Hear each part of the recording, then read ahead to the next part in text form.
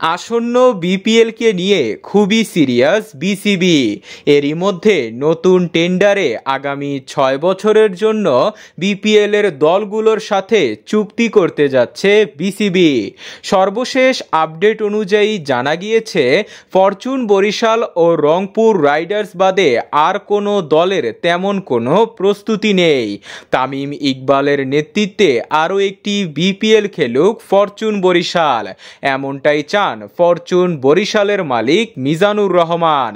তাই তামিম ইকবাল ইতিমধ্যেই ছোট বড় সব তারকাদের সাথে আলোচনা শুরু করে দিয়েছে।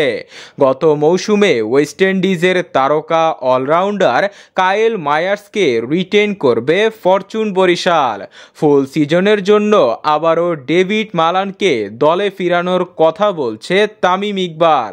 এছাড়াও যোগাযোগ করেছে ফরচুন বরিশালের গত সিজনের সর্বোচ্চ উইকেট শিকারী বোলার ফাহিম আশরাফের সাথে।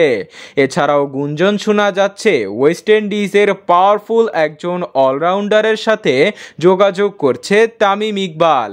নিউজিল্যান্ডের একজন ব্যাটসম্যান যিনি জাতীয় দলে খেলেন, তার সাথেও যোগাযোগ করছেন তিনি। সব মিলিয়ে তারকার মেলা বসবে এবারের বিপিএলে।